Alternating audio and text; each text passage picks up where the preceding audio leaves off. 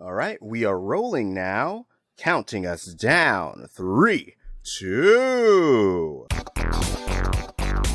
You're listening to Missing Out with Lex, Michael, and Tauri J. Let's start the show.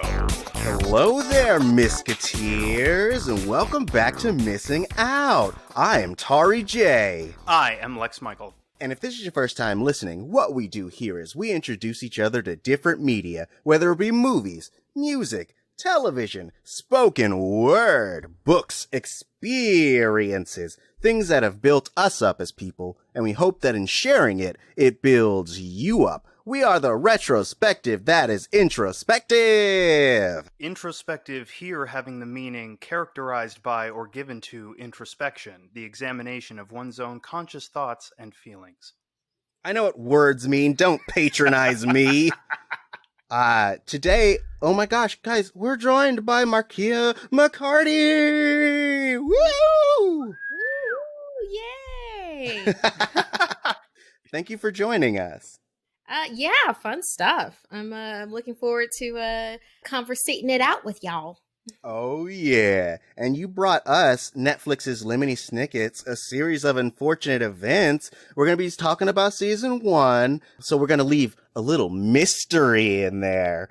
But once we get past the spoiler wall, we're going to make sure, like, no stone is left unturned. But Markeia, you know, if someone was on the fence, didn't know if they wanted to watch, their house had just burned in a fire, and they're like, what do I watch next? Let them know why it should be this. Wow. Well, you know, first off, I'm so sorry for the loss of your home. Oh my God. Oh my God. What a note to start off on. Don't worry, there's TV is still intact. Yeah, and then I would, in the best way that I would have the bandwidth to also console them, be like, hey, 2020, we're all going through this existential thing that is the Mercury retrograde, this year-long Mercury retrograde that is 2020. And then I would say, hey, I'm sure that you're watching a lot of stuff on stream right now, but one of the things is watch Lemony Snicket's A Series of Unfortunate Events, specifically the TV show. We could talk about the movie, which is really great in its own right, but just for bingeable properties, you know, that you could really have a really good, decent time with. Something that isn't saccharine sweet, that actually deals with loss and just human frailty. And then also, along with that, if you enjoyed Addams Family Values, Men in Black trilogy, Wild Wild West, if you like Get Shorty, the director Barry Sonnenfeld is the person that directed and was like responsible for the TV show. So just so that you know the tone of what you would be watching. Ooh, I feel like you nailed it. If I was recently out of home and I was like, oh man, what's gonna make me feel the way I should feel? I feel like you got it. You could, just the right amount of consoling, just the right amount of pitching, just the right amount of background information. Ooh, baby. Yes, if I still had a TV, that's what I would watch. Oh. No, the TV, it's canon that the TV is still intact. Oh, It's no one can. No, mine was stolen by a dude in a comical disguise. Oh, did the dude look recognizable, but just like one thing was changed? It might have been Count Olaf. He was after your TV the whole time. A series of long cons. Is that why he tried to marry me on stage? Exactly. He wanted your television set as part of your inheritance, Lex. Lex, have you seen, read, or was this your first experience with Lemony Snicket, or what's your deal? So I had never read the books. I saw the movie a bunch of years ago, and I was not familiar with the source material. I saw it because I grew up a real big Jim Carrey kid.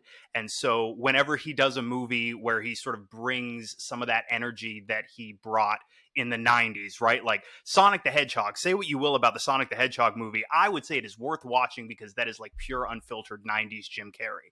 And he brought some of that energy to his performance of Count Olaf, and that's what brought me to it. And I thought, okay, this is fun, but I felt like without exposure to the source material, I didn't necessarily have an inclination towards pursuing more of it. I figured, okay, I got what I am going to get from this property. And so even though I heard good things about this series, I never jumped in and checked it out, assuming for one reason or another, maybe it just wouldn't be for me. A, I was a fool.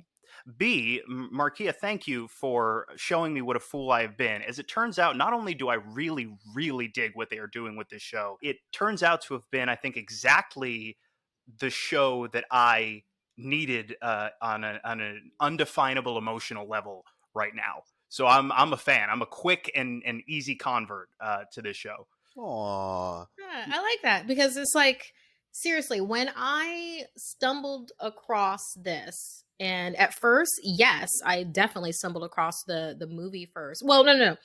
Let me roll it back. I read the books like I don't even know how many years ago because time is not a thing. 2020 taught me that. But yeah, so way back when, read the books. This is way before the movie came out and everything. And then a couple of weeks ago, for some reason, I think it was because I watched Mandy again, and Nicolas Cage is the most Nicolas Cage in that. Yes. And then I started looking for things where it would be like movies would be the biggest version of themselves in those movies. And I was about to watch Sonic, but Lemony Snicket's A Series of Unfortunate Events for some reason popped up for Jim Carrey first. So I ended up watching that. So I actually haven't watched Sonic yet, but I will. But I guess you could thank Nicolas Cage for this entire podcast. I make it a habit to thank Nicolas Cage for at least one thing every day. Yes. All praise the great Nicolas Cage. Yes, it was a series of Nicolas Cage events that happened.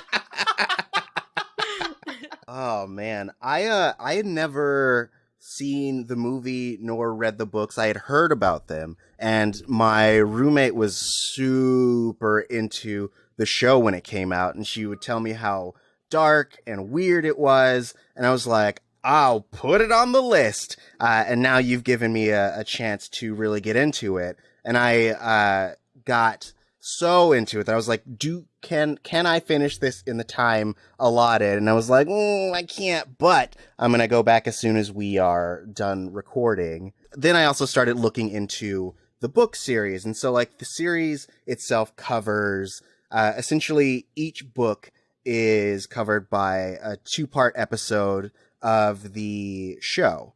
And so they are able to do 25 episodes covering all 13 books. And I feel like this show is one of the best book to live action series I've ever seen. It feels like it took the pages of those books, threw them at a camera, and it just came to life. I heartily agree. The adaptation on this is like insane. If there's a meter for it, like an applause meter for adaptations, yeah, this one wins. I feel like from the costume design and the way that the narrator jumps in and out of the scenes, it's so seamless. The way that the people are effectively embodying these strange characters in such a earnest way, and they find a way to ground them so well. It's too impressive for me to state within words. If you could see me, I'd be doing interpretive dance. Well, and also highly cinematic, which I was very impressed by, because there is a range of visual, technical acumen, let's say, when it comes to streaming originals across all of the different platforms. But this is a highly cinematic presentation, and that is, I would assume, a byproduct of the talent that they brought behind the camera. Markeia, you mentioned that they have Barry Sonnenfeld directing, but also I got about 10 minutes into the pilot, and I was struck by how dang great everything looked. And I checked, and sure enough, Bo Welch is the production designer, and Bo Welch has a huge resume in features. He production designed for Color Purple, Beetlejuice, Ghostbusters 2, Edward Scissorhands, Batman Returns, which is one of the craziest production design movies of all time. And then, yeah, worked with Sonnenfeld a bunch. He production designed all the Men in Black movies, and he also did Wild Wild West, everybody's favorite Barry Sonnenfeld movie. Of course. Or Will Smith movie. Or Western. Or movie with spiders. Right? A movie with Definitely. spiders. Yes, definitely top 5 movies with spiders. Oh my God, take that, arachnophobia. Take that, indeed. Man, if we want to talk about the cast, like in this series, it is nuts. Like the cameos that you have with like people that are just coming out of the woodwork. I mean, Alfre Woodard is one of my favorites. She's Aunt Josephine, Mm-hmm. and she's just okay. I'm going to connect this back to 2020 just so y'all know this is going to be a running theme. Do it. Running thing for me. This woman used to be an adventurous, fearless, like intrepid, like explorer of the world. And because her husband was eaten by basically piranha, that we'll say piranha, it's not piranha, it's leeches, Right. but like by these water creatures that will feed on you if you've eaten in the last hour. So that's a whole thing to unpack. Right. But beyond that, like she goes from this outgoing, wondrous person into being isolated into her home, to being afraid of stepping outside of her door, to be afraid of the things that are within her home. And it's just like, that just kind of makes me feel like 2020, Uh-huh. Isolating at home and stuff. You remember how you used to be and how normal used to be. And then now you've just kind of gotten comfortable into what is now and trying to work with that. Trying to work with the confounds of that. And I just think that Alfre Woodard is amazing. Obviously, I might be reading a whole lot into this character more than what is there that you will see. I own that. I do.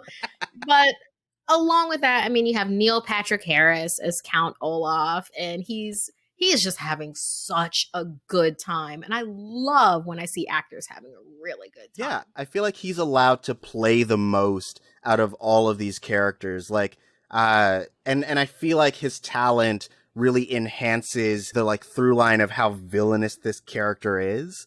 And he jumps between conniving and murderous very quickly. It gives you kind of emotional whiplash.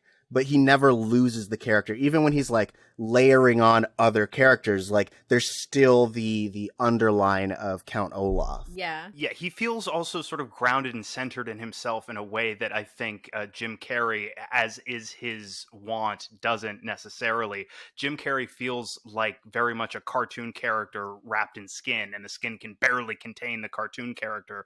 Whereas like Neil Patrick Harris, he's got this crazy amount of focus and energy and sharpness and precision, but also even when Count Olaf is playing X or Y completely ridiculous over the top character, he still feels more like just a guy, just a really petty, silly, nowhere near as bright as he thinks he is, a vicious little bastard of a man. And I really like this sort of juxtaposing the two interpretations of the character and seeing how the two different performers approach it, because the two are very similar in some ways and completely dissimilar in other ways. Right. So I feel like we are getting to the point where we may start jumping into deep spoiler territory where we're wading through the water and oh boy, it's getting deep and choppy and the leeches are on the way. So we got to keep them at bay by lowering the spoiler wall. Oop, I'm cranking the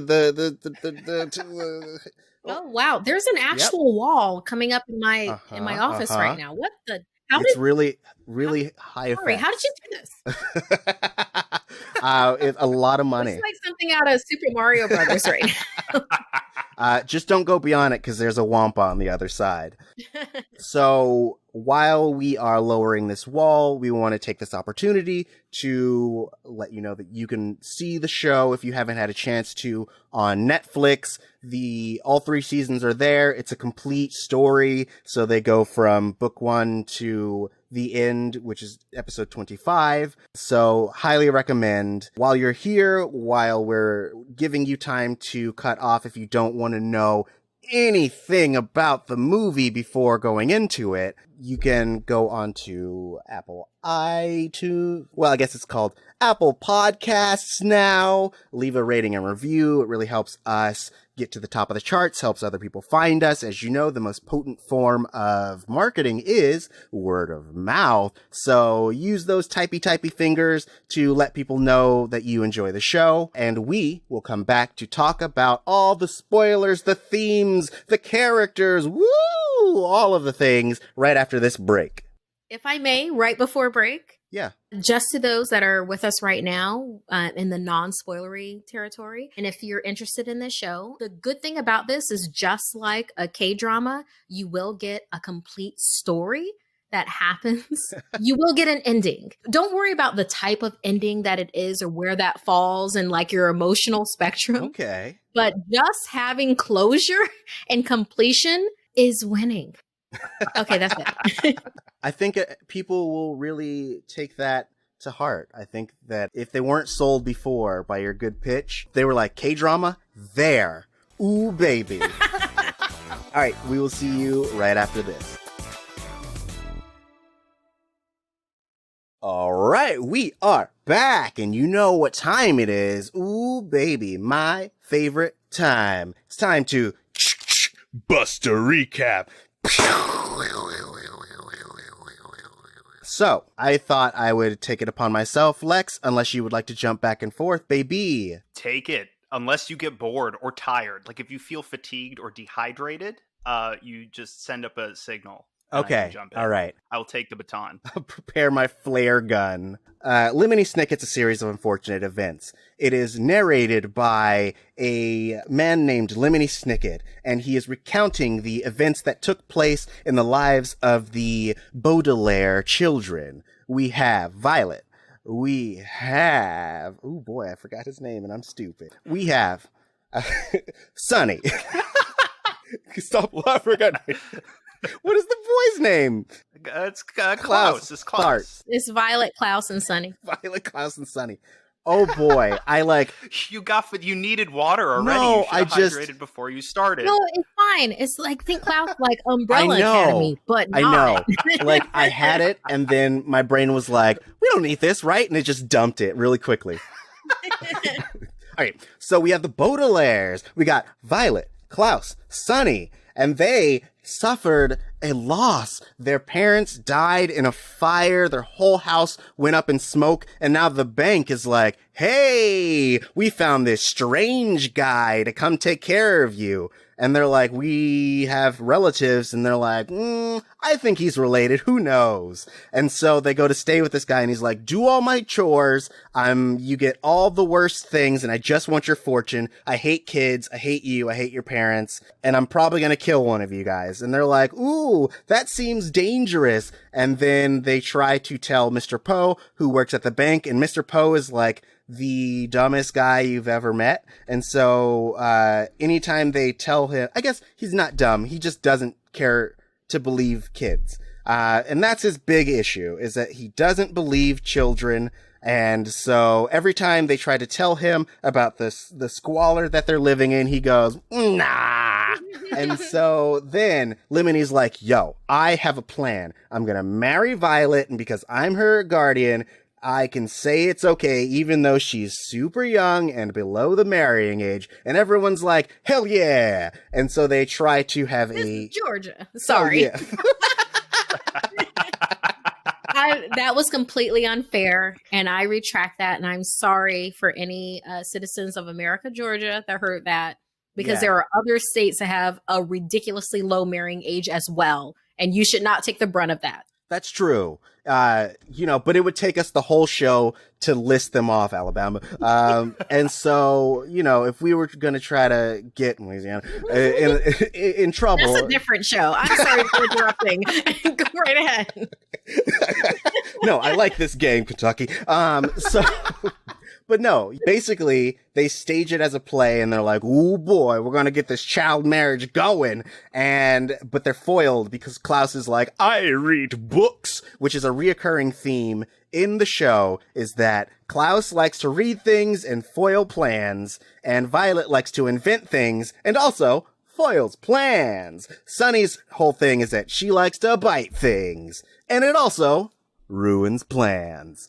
And so, once Count Olaf is foiled, he's like, I'm gonna chase you forever, which begins the formula that we have for the first season where they get put in a new place and Olaf shows up in disguise, and then he's like, ooh, I'm gonna kill your guardian and find a way to take guardianship of you so that I can get your fortune. And so, we go through a series of crazy schemes where Klaus and the Baudelaires, well, Klaus and Violet, decide that they're going to use books, experience, and gumption to foil him. So then we get the reptile room where Olaf kills their not uncle, but like family friend Montgomery, which is sad because I really liked that character. And this show has, I know, this show likes to do this thing where it comes up to you and is like, wouldn't this be a great person for the kids? Too bad they're dead. And so I endured that. The books do the same thing. It's like that, I giveth and I taketh away. And it's just like, isn't that kind of life? Which is why you kind of recognize,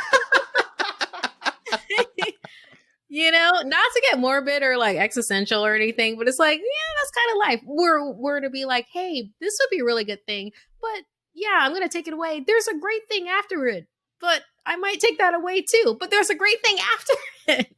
Right. Yeah. One could say life is a series of unfortunate events. I see what you did there. Oh, okay. Well, I'll see myself out, guys. That's the peak comedy here. Lex, I'm getting hoarse. I'm getting thirsty. I'm getting tired. Oh, Lex, I'm getting thirsty and tired. Well, you ran really fast. I had to get the water into the little cup, and okay. I'm running. I'm running to catch up to you. So, do you? No, you gotta help me. You gotta help me. Okay, I've had water now. You're done.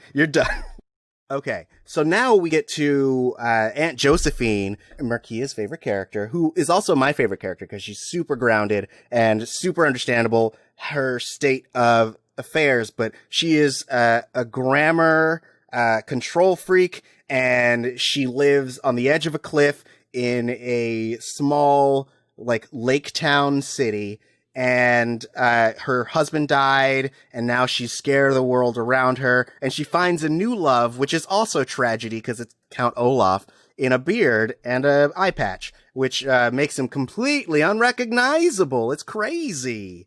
And so she ends up being murdered, and that's sad because I liked her and I wanted good things for her, but she ends up being killed by dramatic irony because she was afraid of those leeches, and then she gets thrown into the water because she just had a banana. Just a banana.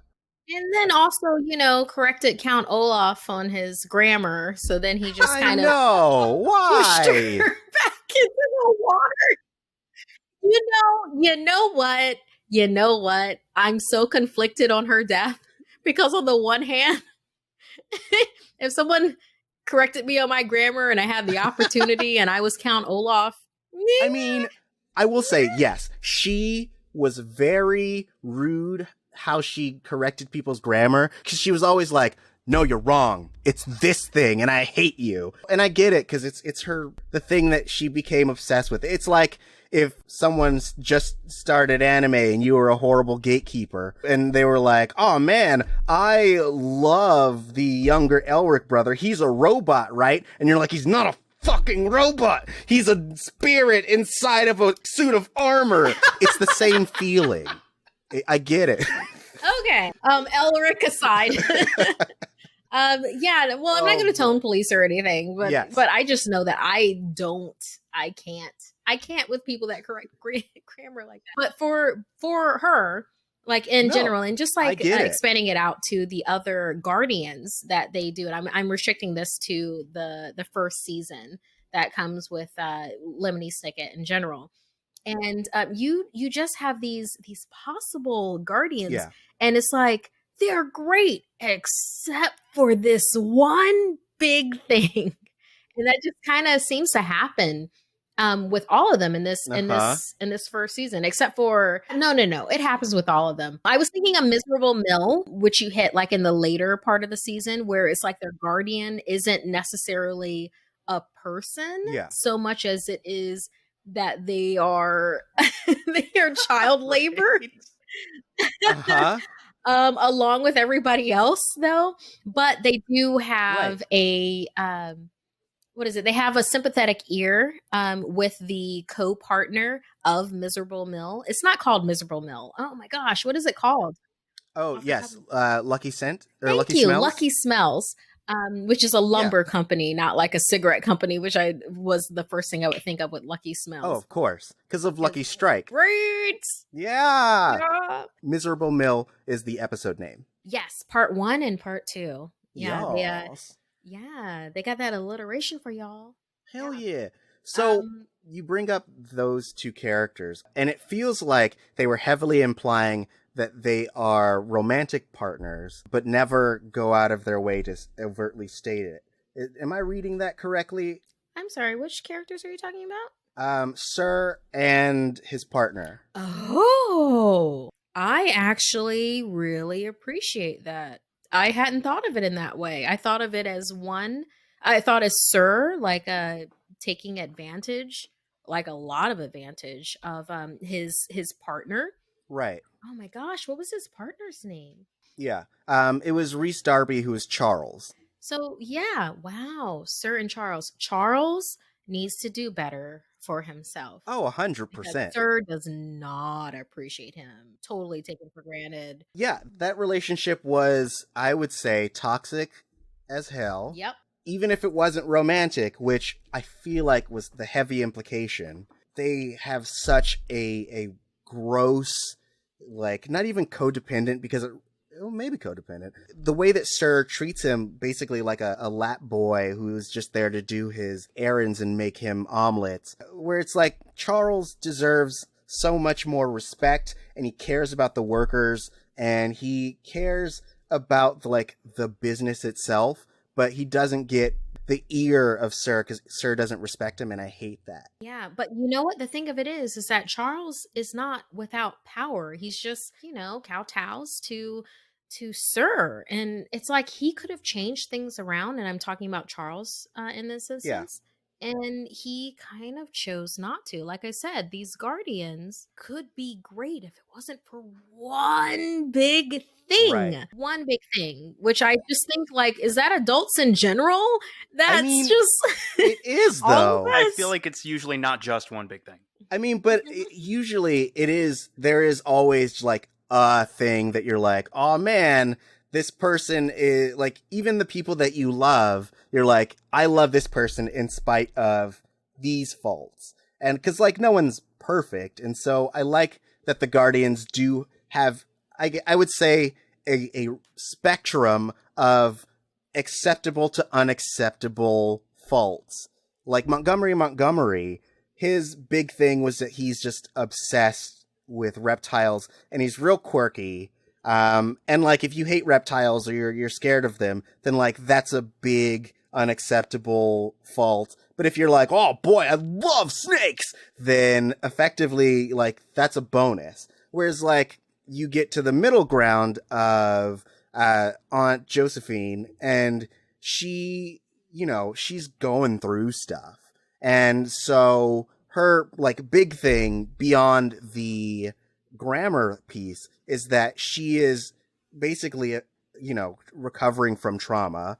And so you have to kind of figure out how to navigate that. And so that to you depends on where that falls on the spectrum. And then you get to like Sir, which is, you're like, oh, this is almost as toxic as like the most bad part of the spectrum, which is Olaf. And you're kind of hanging around in those areas. You were talking about Sir, and that really makes me want to talk about the themes of the show, in that like Sir feels like this idea of, it's capitalism. This may also be my 2020 self-talking, but he feels like all the shortcomings of capitalism, where he's like, oh boy, if there's something I can exploit, I'm gonna do it for the money. If there's kids need to be working, oh, I don't have to pay them as much. They consume less gum. Oh, I'm gonna make these kids my primary resource. And I feel like you get that with a lot of the different Guardians. Yeah. It, like I said, one of the number one reasons why this series resonated with me so much was just like 2020 themes, just like, smacking us in the face, for this entire year. And there's a lot, actually, depending on your bandwidth of how far you want to go into things, or if you just want to just like, I'm just going to enjoy this show that isn't too sweet or too sour kind of a deal. Yeah. With this, there's a lot of themes with that. I mean, if we're going to continue with like Miserable Mill with Sir and Charles, and you literally have these workers who are working for gum. They're working for gum, but they believe they've been brainwashed to believe that this gum is a type of currency, that this is what they should be paid in. And I mean, it's not a really long stretch to go that to, the currency that you're paid in to work for things, and that how you will be paid to less. I mean, like below minimum wage for what you are doing for, this front line of essential workers that we have here. And they're being paid below minimum wage, but we're relying on them like so much right now. We rely on them all the time, but we're really realizing who we rely on when we can't leave our houses, when we're stuck in like Death Stranding universe, Hideo Kojima. This is the era right now when we're stuck in these times. And the fact to have these brainwashed workers that, they're going to the optometrist, basically like drinking the Kool-Aid, to then go back to work again. I mean, that's gonna strike a really huge chord.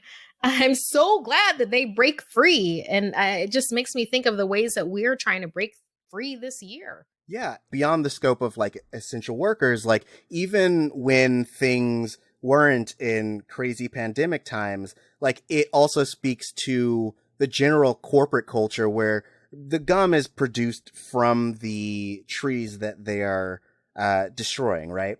And it's just this extra perk that you get in exchange for loyalty to the company, which is like what a lot of current companies do, which instead of paying you like fair wages and letting you have a good work-life balance, they're like, ooh, but we will give you a pizza party, and there's also donuts every Friday, and in exchange, you're going to work, a 60-hour week, right? And we're going to pay you for 40 hours because, like, your salary. But, like, oh boy, look at all the perks you get. Isn't this great? You love this company. You don't need to see your family. 60 hours? You conservative.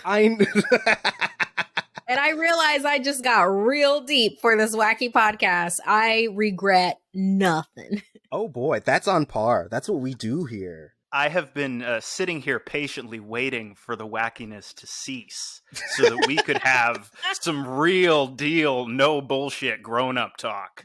Hell yeah. Lay it down, Lex. Lay it. Give us that sweet Marxist thing you do.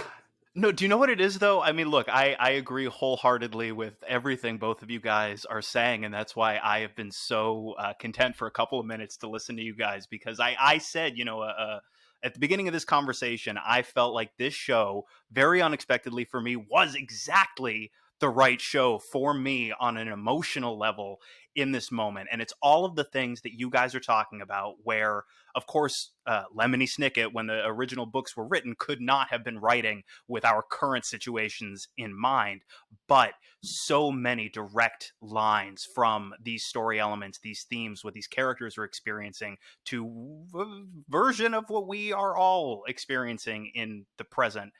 But also something that really just struck a chord with me that is an extension of all of the above is that almost every single adult character while the kids, who are under the greatest amount of duress and the greatest amount of danger at all times, are generally able to maintain a believable inner calmness for the most part.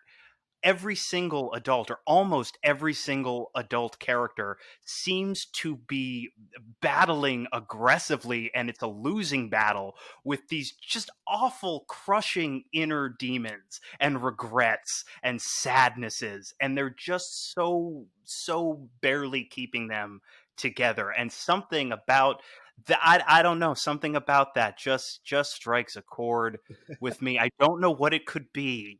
Could it be drinking the Kool-Aid? Could it be drinking the Kool-Aid, Lex?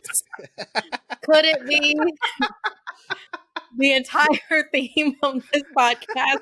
Because I think it is.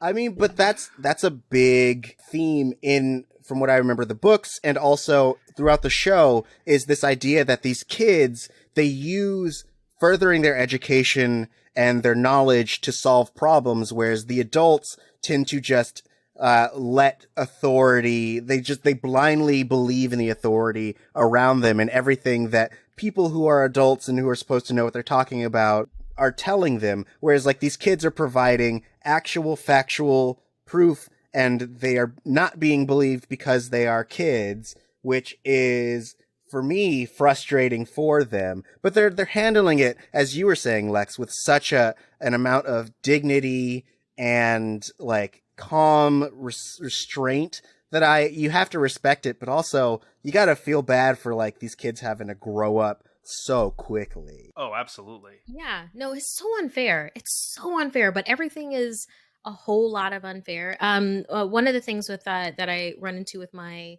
horror podcast, and our demographic skews young, Gen Z and the such. Mm-hmm. And some of the things that they tell me with stuff, it's just like, oh my God. It's just people not taking them seriously. Like their view of the world doesn't matter. Right. Like, you're in this world too. Of course it matters. If anything, you being able to view the world in a different way than I have been brought up to view it is the very thing that can help us move forward. Mm-hmm. So having these kids in in a series of unfortunate events, Violet, Klaus, and Sunny, and I think Sunny is everyone. Sunny is everyone. With having this and the trials and tribulations that they go through when they're trying to convince the rest of the world. I mean, this is something that I keep on bringing up in conversation whenever anybody starts talking, Gen X, Gen Z, millennial and stuff. And I'm like, millennials are Charlie Brown, right? We're totally convinced that we're going to kick the football this time when Lucy pulls it away, while Gen Z knows that we're in a freaking comic strip. Yeah. Mm-hmm. And that's what it is. Interesting. We should, I'm not going to say have to, we should listen to their perspective on things. I agree. We need to. To like draw a real life comparison and make it sad again. Like, it reminds me of how when these kids were being murdered in their schools and started speaking out about it and talking about their experiences, people kept coming up to them being like, you're lying, that never happened, it's a conspiracy, you're all fake, you're not even real kids, we don't believe you, guns are good, I value guns over your life, you stupid young kid, what do you know about life? And it's like, I had to watch my friend die in front of me. Like, I these are my life experiences, but because of their age, they are immediately disregarded. I would just hate to get that old where you are starting to discount other human beings' experience just because they haven't lived here as many decades as you have. That's just weird. Right. That's weird, and that's something to be checked.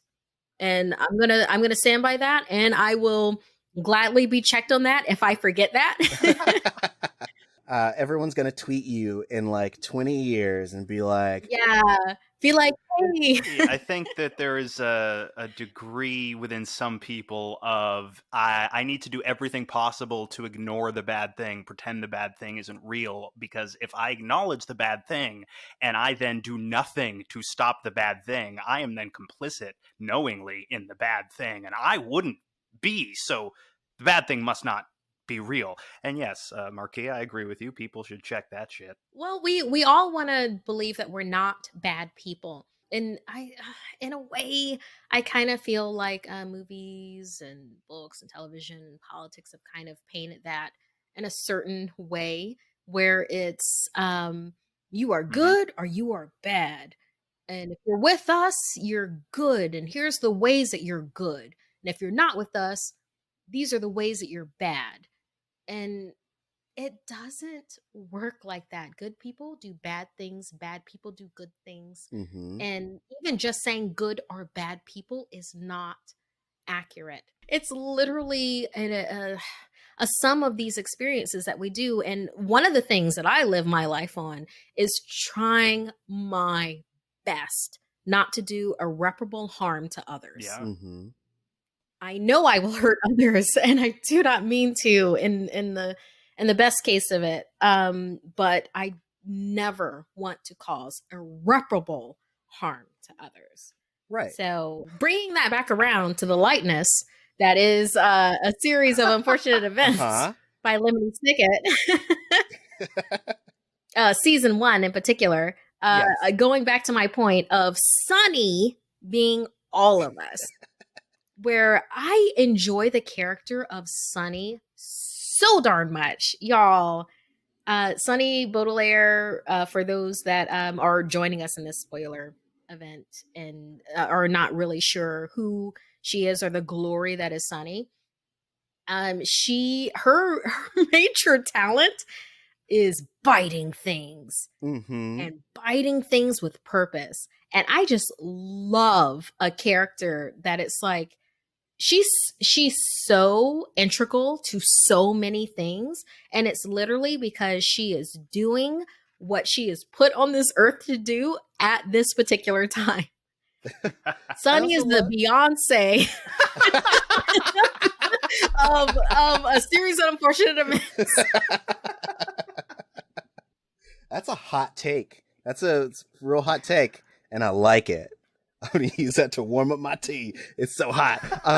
But I agree. Like, I feel like Sunny is the moral compass, and like she's the provider of sass, and she always sees through everything. And like, though not everyone can understand what she's saying, like she is voicing everything that we as the audience also feel.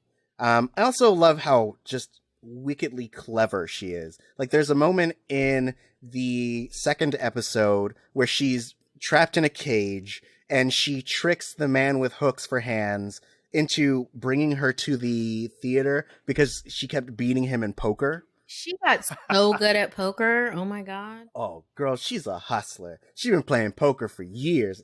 You know, if Vegas was a thing in this world. Yeah, she's reading that genetic code. Ooh, yeah. I really enjoy that character. I think there's a running theme, or not a running theme, but there's a running bit in this season where we think that we're about to meet their parents who we think have survived the fire, and it turns out to be some other kid's parents, and they're played by Will Arnett and Colby Smulders.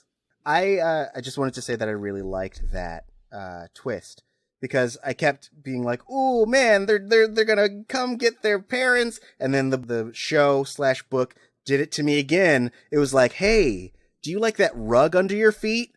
That's too bad," and it just pulled it out, and I fell on my face. That said, we're running low on time, so this is our chance to talk about any last things that we loved, any final thoughts, any last pitching that if someone's on the fence and you're like, oh, they should know that farts stink. I don't know. Then this is your chance to say it. Any last final thoughts, Markeia?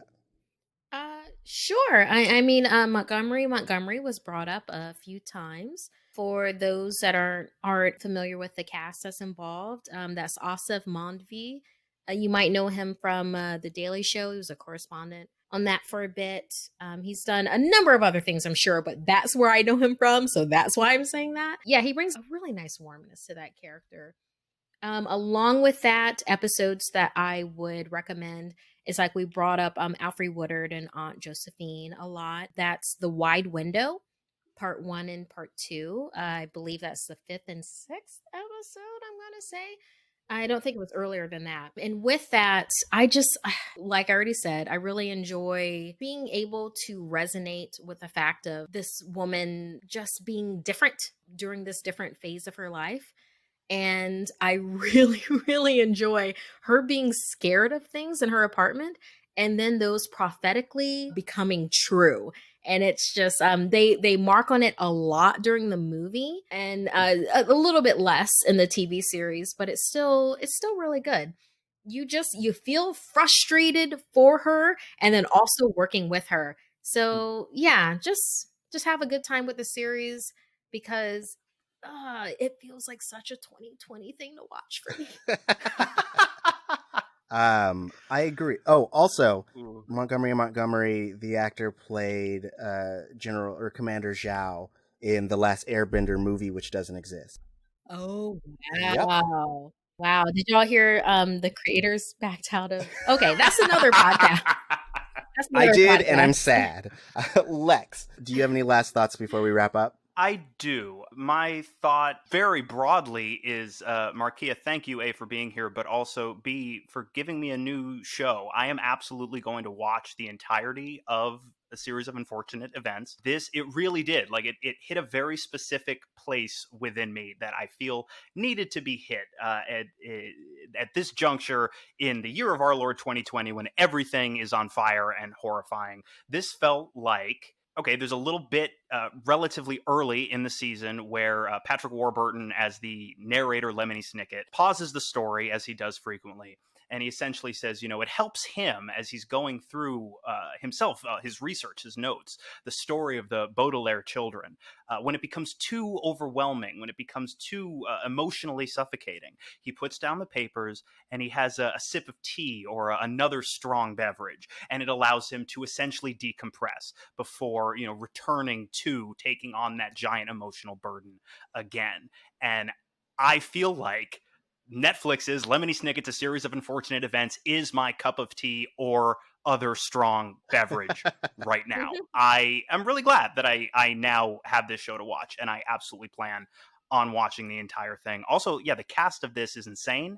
I didn't look up any of the cast before I watched. All I knew was that it was Neil Patrick Harris and the girl who played young Supergirl for like 7 episodes of that show. So every time a face showed up, it was so exciting to me. You know, like when Joan Cusack shows up as Justice Strauss, had no idea she was going to appear, was super hyped. When Catherine O'Hara shows up, I am always very excited to see Catherine O'Hara. Did not know she was going to be in this. She is one of the most genius comic actors that there ever has been. And so always a pleasure to see her. Don Johnson and Rhys Darby as Sir and Charles. I'm big fans of this entire ensemble that they put together. Also, Catherine O'Hara is a crossover from the movie because didn't she play? If I'm remembering correctly, she played the Justice Strauss character in the movie, didn't she? As far as I remember, unless I'm living on a different timeline right now. Nope, you're right. But yeah, as far as I know, Catherine O'Hara was Justice Strauss. So that's fun. Anyway, yes, I became a fan very quickly, and so I will be finishing this out because there's a lot that is resonating with me in very surprising and yes, uncomfortably timely ways. Awesome. All right, so Markeia, thank you for joining us and bringing this into our lives. If someone wanted to keep up with you, oh my gosh, where could they find you? Yeah, well, I'm on Twitter and Instagram at Markeia McCarty. That's MarkeiaMcCarty. I'm a host and a producer. I'm a host for Something Scary, which is a horror podcast. We also drop animated horror episodes every Tuesday. You can find that at youtube.com/snarled, SNARLED. along with the hosting and producing, I'm a host and producer for Hunters Entertainment. We are a role-playing game development company. And by role-playing game, I mean tabletop role-playing games, such as Dungeons and Dragons, Yes. are specifically for us. Licensed properties like Altered Carbon, or maybe you've heard of Outbreak Undead, which is zombie survival. So we have shows Tuesdays and Saturdays on Twitch. Just look up Hunters Entertainment, and I play on Tuesdays, and I produce and host the show on Saturdays, which is called Hunters Gathering. So yeah, I hope to see you there in the chat, and just let me know that you found me via this podcast, and I'll make sure to do something fun for you. Awesome. We will put your plugs in the description so people can get there super easy, super fast. Lex, where can people find you? I am on Twitter and Instagram at the Lex Michael, and I also do a podcast with my partner Marianne Ramish, and we call it Friends with Benefits. On this podcast, we break down the entirety of the massive pop culture juggernaut that is the television show Friends. Marianne is a big fan. I am to date not. And we're going to go episode by episode, breaking it down from a fan perspective and a critical perspective. That's right. All 7,428,806,004 episodes of Friends. It's streaming on HBO Max. You can watch it along with us, but come check it out. We're having a blast doing it. It's called Friends with Benefits. You can find that wherever you find your podcasts. And Tari J, where can people find you? Oh, you can find me on Twitter at TauriJ. That's TauriJay. Also, if you are on Peacock TV, why don't you go on and search for something called Curious Questions? I was able to do a voice on that, narrating all the lessons that you learn with Curious George. Please find it, please watch it, so we make more episodes. Aw, yeah. But most importantly, you can find this podcast at Missing Outcast. That's MissingOutcast.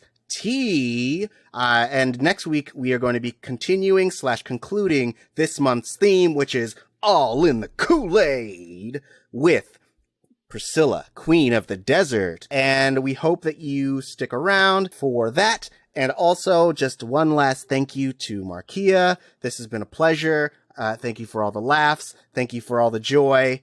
Thank you for being a friend. Do. Oh, this was such a pleasure. Thanks for letting me rant a bit. Oh yeah, that's what this show is for. You ever want to rant, you come back. You just do it under the preface of a media, and then you just rant as much as you want. But until the next time, this has been the retrospective that is introspective. And now you have a new perspective.